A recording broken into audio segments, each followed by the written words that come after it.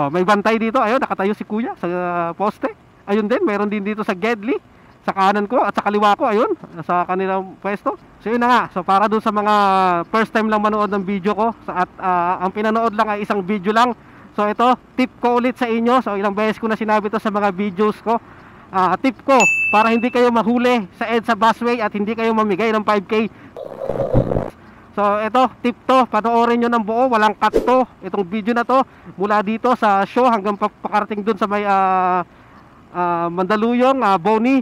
So ito, tip ko para hindi kayo mahuli dito sa EDSA busway ng sa bato show, ilalim. So panoorin nyo lang tong video na to. Ito yung tip ko para hindi kayo mahuli. So paulit-ulit na lang ako. Sira ulo putik.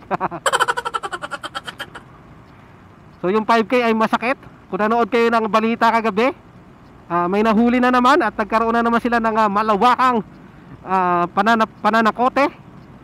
Marami nahuli kagabi sa balita. Ayon sa balita, meron pa nakikipagtawaran sa mga enforcer na babaan ng kanyang multa dahil ang 5K ay masakit daw.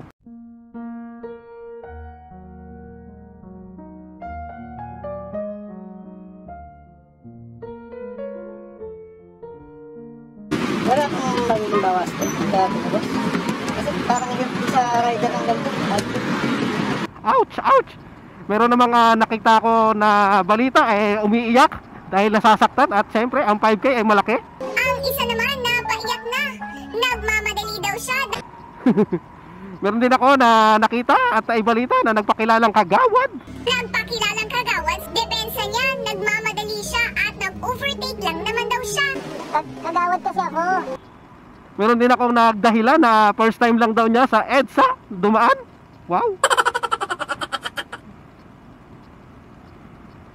So ito yung tip ko para hindi kayo mahuli at hindi kayo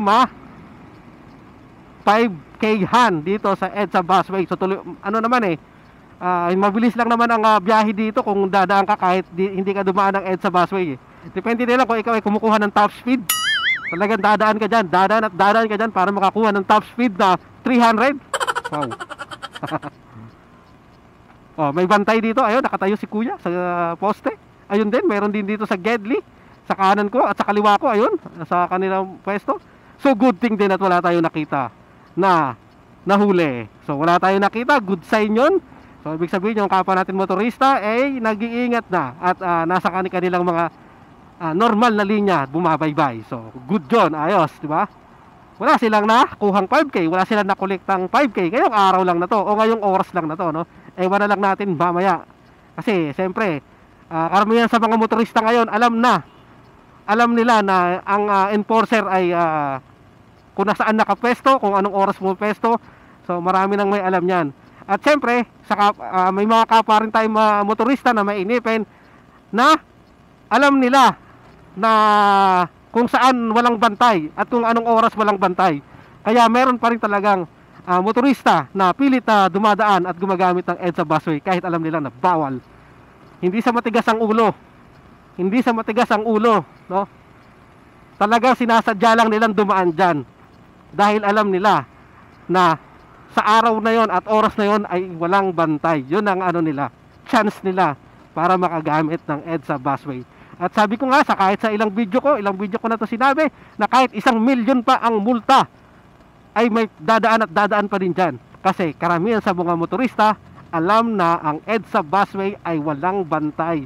Hindi araw-araw may bantay. At wala naman tayong tauhan na naka-fix post po dyan sa mga lalo sa mga flyover. Unang-una, napakadelikado. Pangalawa po, napakainit po niyan. Wala pong sisilungan ng ating mga tauhan. Hindi oras-oras may bantay. Kumbaga may chance pa rin sila na makagamit ng EDSA busway. Dahil walang bakod at walang nakaposte na nagbabantay sa mga flyover at tunnel, marami ring motorista ang natutukso na dumaan sa busway. Kumbaga mahuli ay malas. Pag hindi nahuli, swerte, di ba? May kukwento sila sa mga tropa nila na inuman na sila ay napaka-cool dahil nakadaan sila sa EDSA busway na hindi sila nahuli. Wow. So ito na. So walang katong video na to. Inuulit ko. Ito ay tip para hindi kayo mahuli sa EDSA busway. So panoorin nyo to ng buo. Huwag kayo mag-i-skip. Sinabi ko na kung ano yung tip. Nasa inyo na yon. Magandang umaga sa inyo lahat. Ride safe lagi sa ating mga kapwa motorista. Maging alerto at kalmado sa inyong mga biyahe.